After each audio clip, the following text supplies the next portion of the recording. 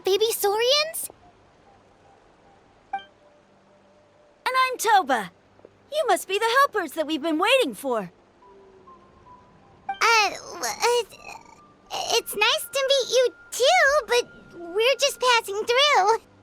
Oh, but Uncle Sanka said he was gonna send some of his friends over to help us. You sure he didn't mean you? Yeah, sorry. Whatever this is about, it sounds like you've got the wrong end of the stick. Wrong end of the stick? Darn it! We've been tricked, Hoonie. I should have known that Glasses Guy was a con artist. What are we supposed to do about the baby Saurians now? Time's running out. It's okay, Hoonie. Don't worry. Why don't you tell us what happened with these baby Saurians, huh? There's been a lot of unrest in the tribe lately, and my dad's Saurian got injured. Her name's Nana, and she has 3 little babies. After what happened to Nana, her babies were so scared that they ran off and hid. I'm really worried about them, so I decided to go look for them. If Nana is your dad's Saurian, why isn't he the one looking for them? My dad's one of the elders, so he's busy getting ready for Turnfire Night. It's a really important ceremony, more important than this, anyway. I'm not supposed to be out here either, but I snuck out without telling him. I didn't think it would take very long, but then that guy we ran into made us tell him loads of stories, and it wasted so much time. Yeah, he was so selfish. He doesn't have a heart. It's all right. Don't let him get to you. We're here now and we'll help you because we care a lot, don't we, Traveler? They should be. I already managed to find their tracks, and it seems like they're hiding on the cliff. Really? Wow! Thank you so much, Mr. Traveler and Miss Paimon. Awesome. You gotta be careful out on the cliffs, though. They're really steep. Even grown-ups have trouble climbing them.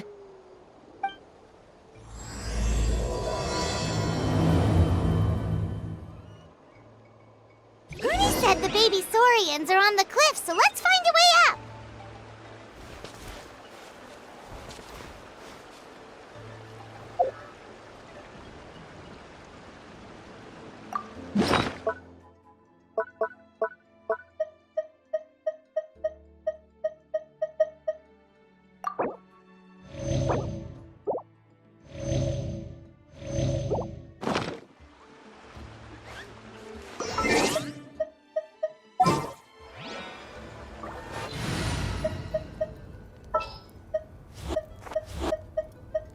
Another chance to learn Here goes!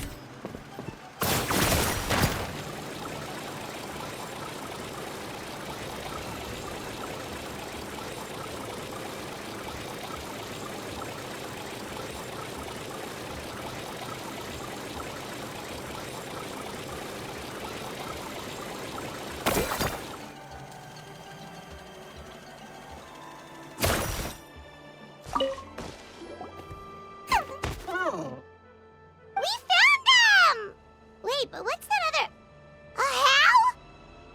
Well, if it isn't the gruesome twosome who wormed their way into our servant circle of friends. Still awestruck from the last time we met? Would that be why you hastily scrambled up here to pay your respects the moment you saw us? I suppose we can't blame you. Such is the spell that our majesty casts on our minions. Very well. You heathens leave us no choice.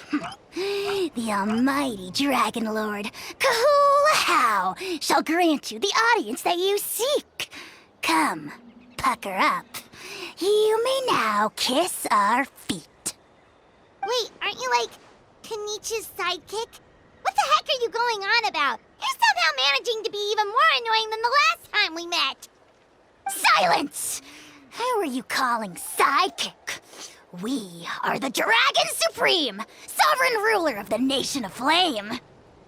We shall have you know that last time, were it not for Kenichi's earnest pleading on your behalf, you would have received not a single word of mercy. Oh, come on. You talk big, but Kanich clearly has you under lock and key. That's great, Sovereign, to you! You dare invite the wrath of the almighty Dragon Lord, Kahula. You will burn in turn fire for 1,000 years for your blasphemy!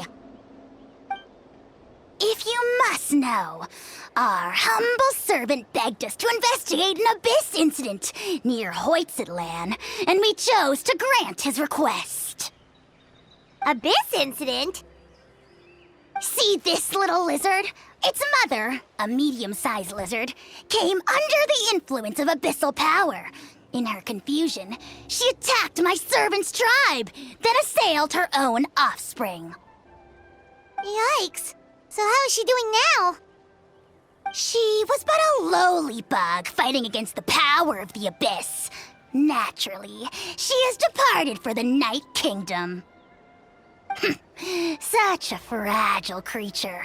Apparently, she ended her struggle by leaping from a cliff. Leaping from a cliff?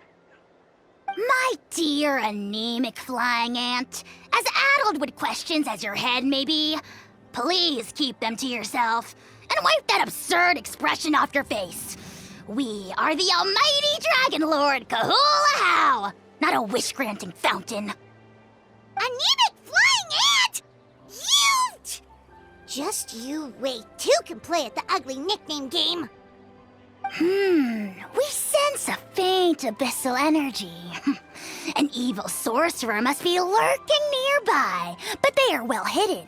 If you encounter any suspicious outlanders, be sure to give them a robust interrogation. Suspicious outlanders? Wait, are you mocking us? Ha! How dare you cast aspersions on your ruler, heathen! You're just lucky that our servant has such vile taste in friends! Otherwise, we would beat you black and blue, and then purple, then black again! If you're not here to kiss my feet, then get out of my sight. Do not impede the work of the almighty Dragon Lord, Kahula. The potty mouth on that guy? I'm on his furious! Still, good to know about the abyss threat, huh? Wasn't expecting that. Let's not get sidetracked.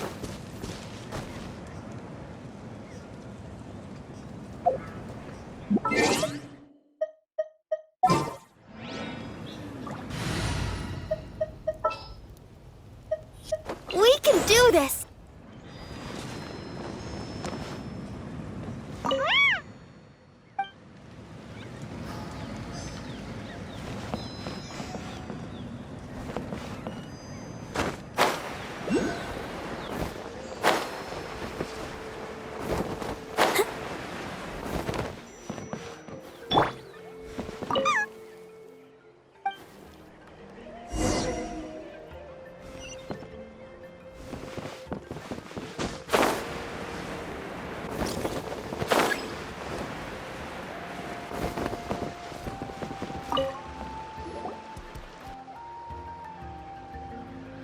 Wow, you're back already?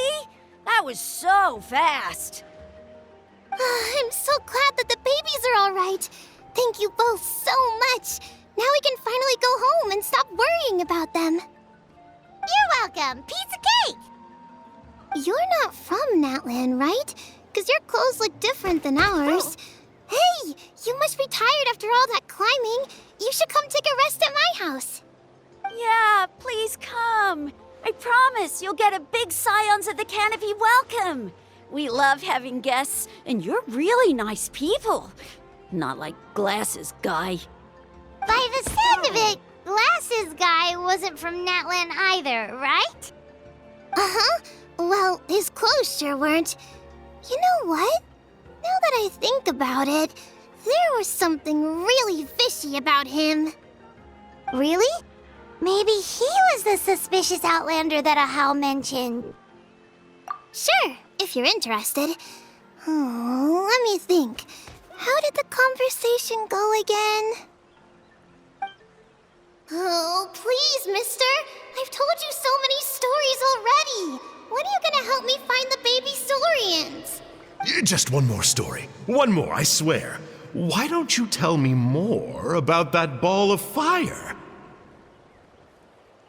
I heard that there was a huge transparent ball of fire that used to burn 500 years ago, 1,000 years ago, maybe even further back than that.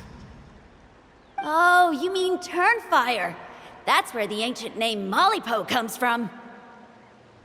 Oh, wow. So it was the origin of an ancient name. That's impressive. Uh-huh. There's a story behind every ancient name.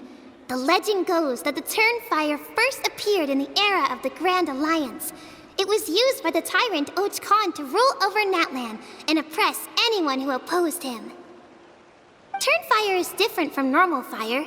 If you get set on fire with it, you'll feel horrible burning pain from behind you, but you won't die from it right away.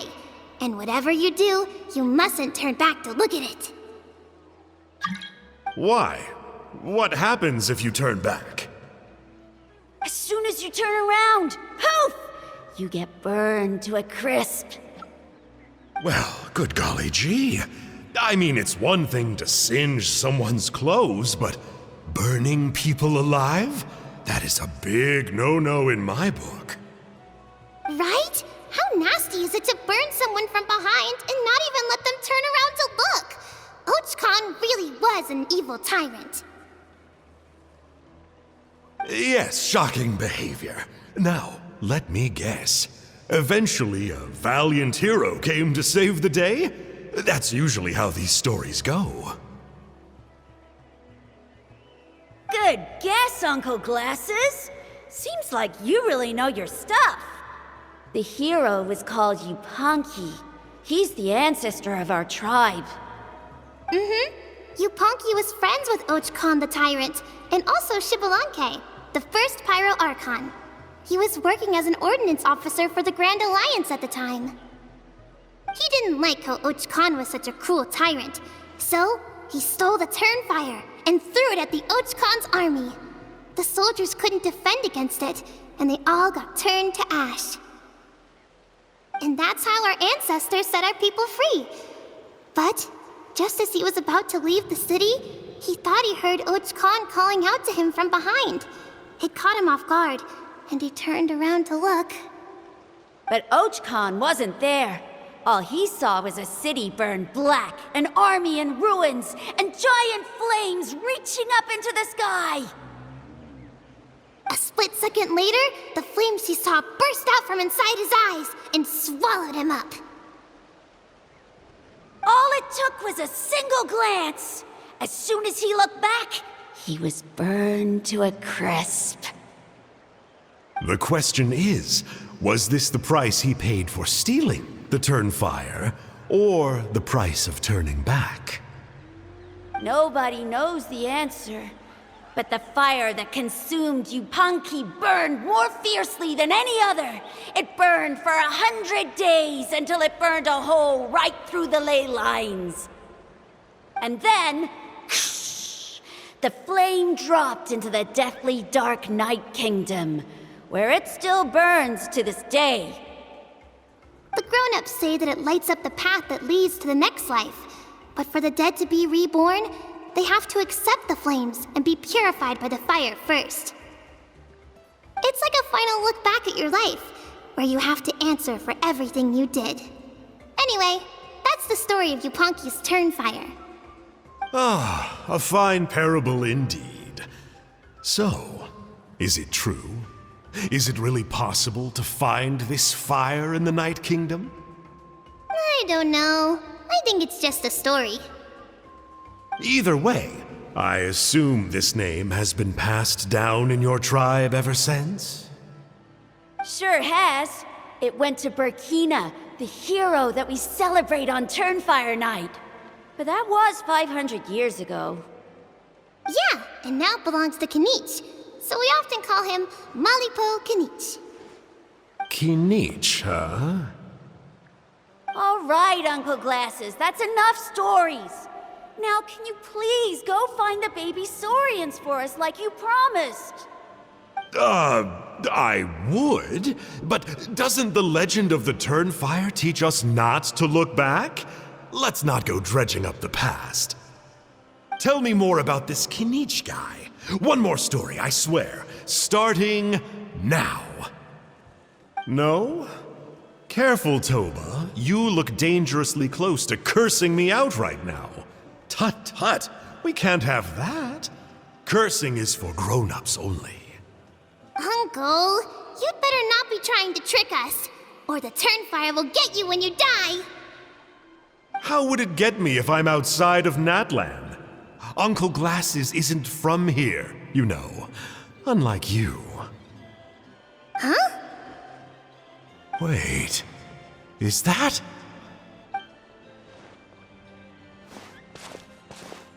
All right, kiddos. I'm a man of my word. 2 of my friends are on their way here, and, yeah, they'll help you out on my behalf. Work them like dogs, okay? That's what they're here for. Don't go easy on them just for my sake. Really? Well, first, can you tell us your name? We met at the foot of this cliff, so beneath the peaks, let's go with Sanka. Seriously? If you don't believe me, turn around and see for yourselves. They're right behind you.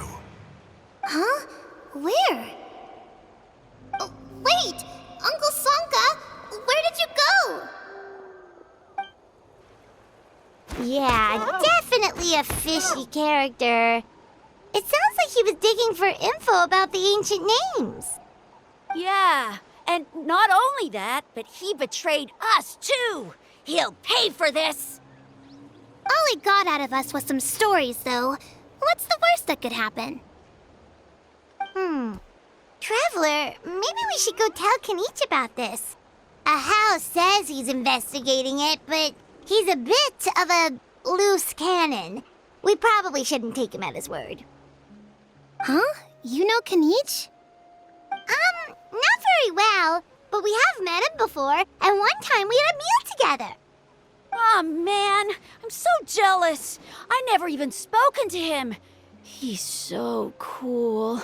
He's the Saurian hunter, and he has a really awesome ancient name. Me neither. I don't think my dad really likes him, though. He always tells me to stay away from him. Probably because of that little creep he always hangs out with. He's nasty, and he's so full of himself. Oh, the creep who calls himself Kahul Ahau? Yeah, we've had the pleasure of meeting him too. He sure loves pushing people's buttons. Exactly. I don't know why Kinich partnered up with him. Why didn't he pick me instead? Uh-oh! Hoonie, look how late it is. We've been out way too long.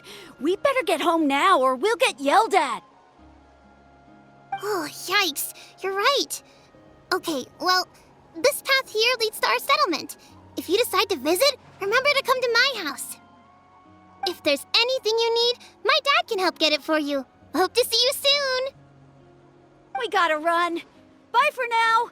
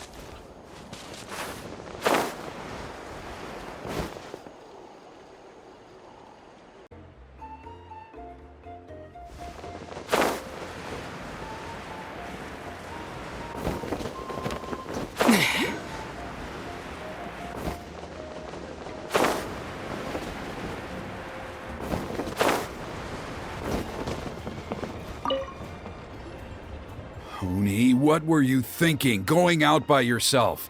Don't you know how dangerous it is? It's okay. Toba helped me. And we met some kind strangers who helped us. And Kind strangers? What made you so sure they were so kind, huh?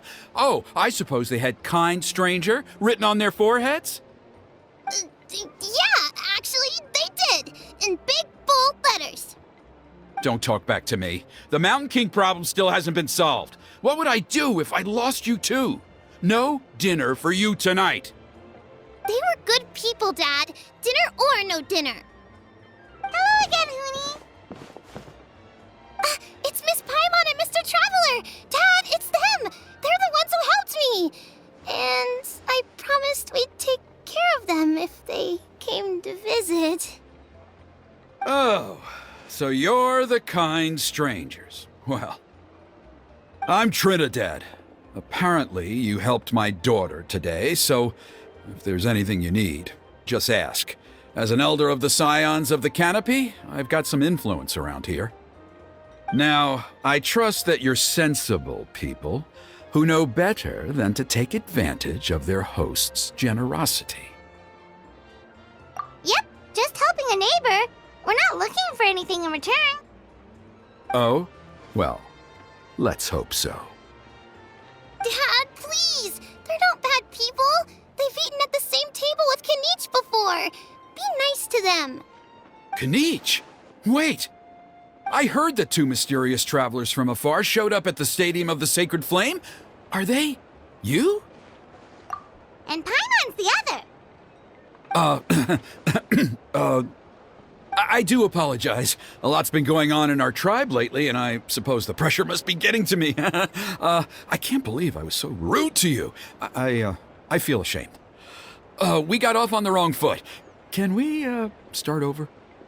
Oh, now we're talking. Seriously, though, don't worry about it. Already forgotten. We're just happy to see Huni got home safe and sound. Oh, you just arrived, I take it, and it would be my honor to give you a hero's welcome tonight. Careful now. That's quite an about face. We've heard that kind of thing can lead to spontaneous combustion around these parts.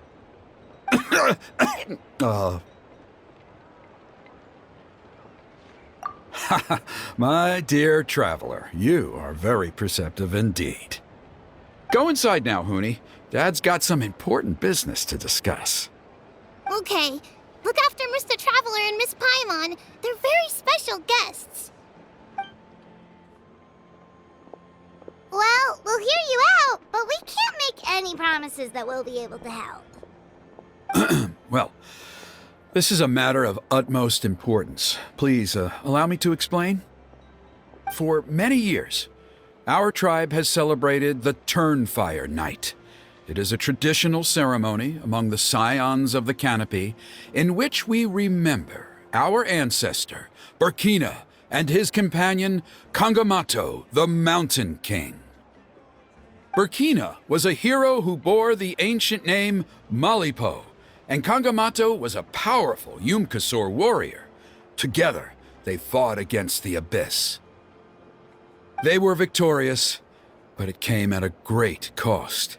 Burkina paid with his life. The Mountain King survived, but was contaminated by the Abyss, and he remains in hibernation to this day. Normally, Yumkasors never live longer than a century. It is possible that the Abyssal Power is responsible for his unnaturally long lifespan. Oh, that's right. The Mountain King is a living symbol of our glory, but even this glory comes at a price. The Abyssal Power inside him is highly sensitive, and when it is disturbed, he awakens and flies into a blind rage, attacking anything that moves.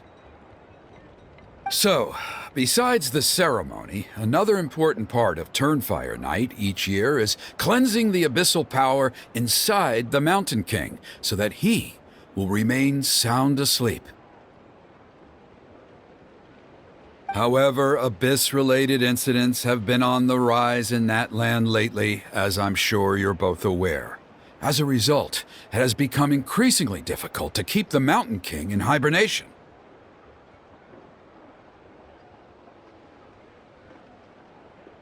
Only 5 months have passed since the last Turnfire night, and he's already showing signs of instability. Has he woken up again? He has. We managed to contain the situation by performing a makeshift ceremony right away, but it was a close call. He could reawaken at any moment. Also, he attacked and wounded my companion, Nana, during the ceremony. She became contaminated by the Abyss as a result, and... We heard. Such a tragedy. We're really sorry for your loss. Yes, and Nana wasn't the first. Anyway, right now we're preparing for an exceptional Turnfire Night ceremony, and we need to find a suitable flame bearer. From what I've heard about your adventures, I believe you would be perfect for the role. Of course. Plus, he's a bona fide hero who inherited the Malipo name.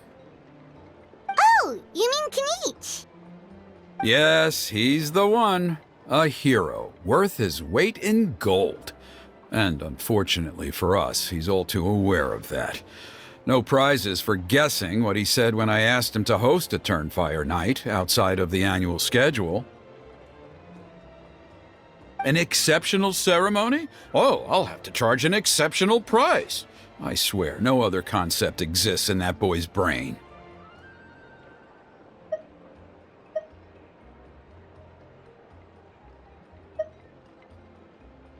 I'm not the one to usually talk about people behind their backs, but I'm convinced the Wyab got hit on the head and took a wrong turn the day it chose to give that ancient name to him. I mean, have you ever heard of a hero whose mantra is, "What's your asking price?" Oh, and don't get me started on that insufferable Ahau he hangs around with. Thinks he's God's gift to mankind. Pompous fool. Yeah, Paimon has to agree on that last part. Anyway, the fact is, the ceremony can just as easily be done without him as long as we can find someone else. And besides, you two seem like much better candidates. So, what do you think? Well, there's only a few days left before the ceremony. We can't afford to waste what little time we have on negotiating with him. No, I much prefer if you would consider taking his place. Wonderful! I can't thank you enough. Huni was right about you. You have kindness in your hearts. Come with me to the other side of the mountain. I'll bring you up to speed on each step of the ceremony. As experienced warriors, I'm sure you'll pick it up in no time.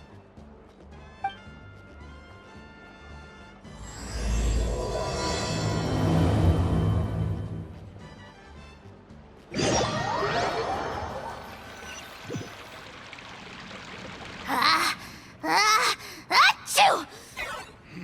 Curses! Who dares insult the great Kahul Ahau behind his back? Oh, great Kahul Ahau, bless you. Shut your filthy mouth, worm of the abyss! Your putrid words defile the air we breathe. You make the almighty Dragon Lord, Kahul Ahau, sick to the stomach! Speaking as a member of the Abyss Order, that's music to my ears. Exactly the kind of reaction we're going for. But on a personal level, I gotta say, it's pretty hurtful. Ugh, never have we heard such brazen blustering from someone who is inches from death! Up yours, Four Eyes! We spit in your face! Pfft. Okay, well, that I am at a loss to explain. How do I manage to stay so chirpy and cheerful? I can only guess it's some kind of powerful magic. But I digress. Mr. Kinich, I admit it, you, sir, are a legendary hunter. Still, the only reason you caught me is that I was reluctant to run away. You see, I'm very interested in the lore of your tribe. Okay. Is that it? Kay? Aren't you intrigued to know what it is about you guys that prompted a visit from the Abyss? It's the extreme sports! The other day, I narrowly avoided getting hit by a very brave soul who just leaped off a cliff. I think you call it bungee jumping? Anyway, I was very impressed. That is what I call embracing the spirit of adventure. Look, I even did a painting inspired by the bravery and freedom of the scions of the canopy. You scum-sucking swine! Ugh, I swear, if you go bungee jumping, it'll be without a rope! Head first off the tallest cliff, with a band of hunters on your tail, and nowhere left to run, and a bottomless cesspit waiting for you on the ground. You say that, but I get the sense that Mr. Kinich isn't planning to take my life right now. On top of that, I'm tired of spying on you from afar. So why don't we just negotiate a comfortable operating distance that works for both of us? I've heard that the most important thing in human relationships is to respect each other's boundaries. What do you say, Mr. Kinich?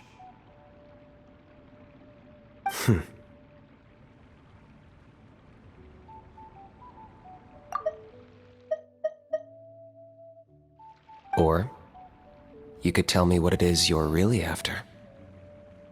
What? And then I'll name my price.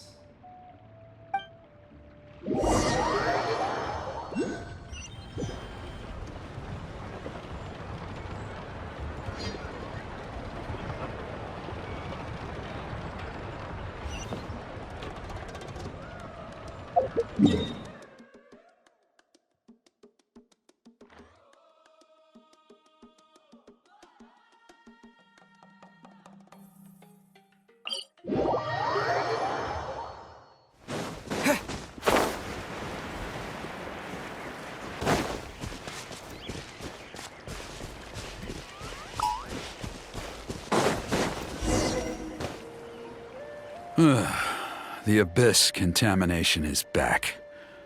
No surprises there. No doubt that explains the Mountain King's recent activity. See those torches over there? Those are the Sacred Flame offshoots that we requested from the Stadium of the Sacred Flame. They contain the power of the Pyro Archon. Are you saying that the Sacred Flame and the Turnfire are the same thing? Well, for ceremonial purposes, at least. Sending someone to the Night Kingdom to retrieve the legendary Turnfire isn't exactly an option. More to the point, though, the Sacred Flame is able to burn away abyssal filth, so that's why we use it in the ceremony. Gotcha! So basically, we just need to clean up the filth with the Sacred Flame. Well, that's one part of it, yes, but the complete ceremony is a bit more complicated than that. First, the flame bearer must collect a kindling of the sacred flame from the starting point, then use a grappling hook to fly up into the sky and light each of the sacred flame pillars. Then, they must go down into the canyon, all the way into the cave where the Mountain King slumbers, lighting braziers and the final altar along the way. The most skilled flame bearers can accomplish all of this without touching the ground once. As much as I hate to admit it, Kinich is capable of this.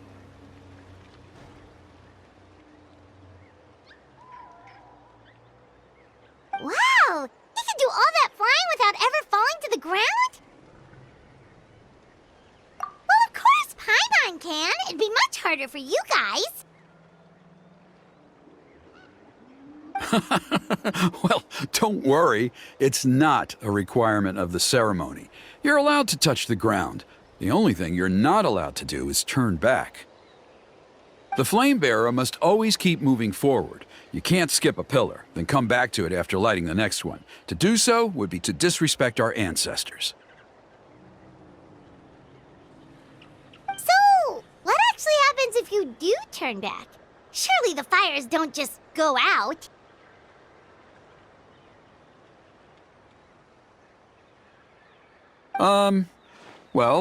If you're not careful, you might get burned.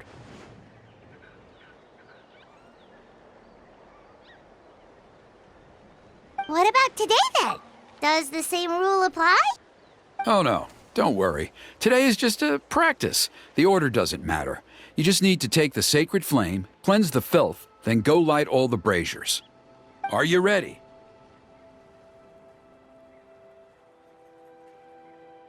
I'll repeat all the key points again. Gather the kindling, cleanse the filth, and light all the braziers. I'll wait for you at the end.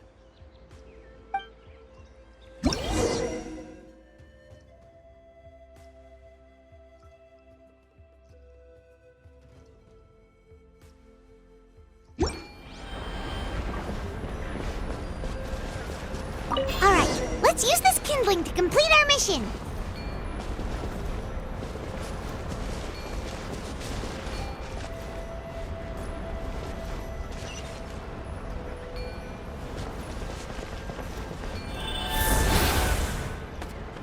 There's abyssal filth over there! Let's burn it away with the sacred flame!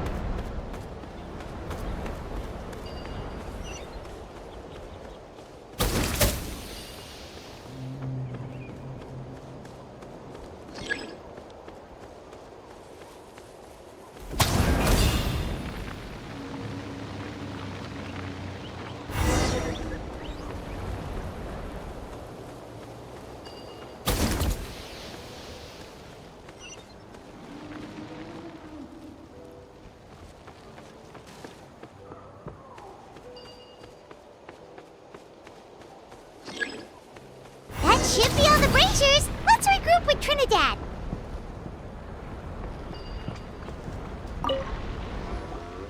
I knew I was right about you. You have outperformed all of the other previous candidates.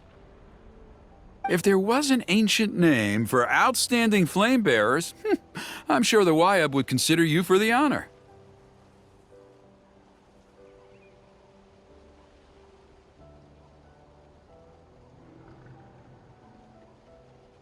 Yeah, although it would probably take Paimon quite a bit longer. All right, now there's still a few days left until the ceremony, and I should probably get back so I can inform the chief and the other elders that I have found the flame bearer we need.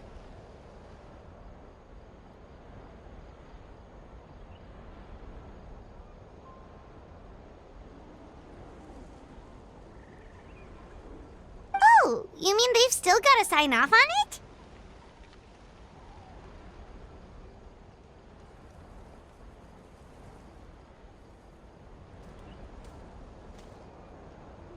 Some of them are still hoping we can come to an agreement with Kanich, but that's only because they haven't seen you in action.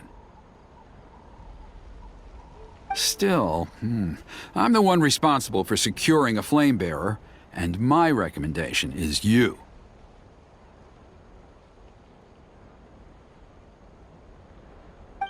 Just for Paimon's own peace of mind, are you sure it's not going to be a problem having Outlanders take on such an important role in your ceremony? See that place over there?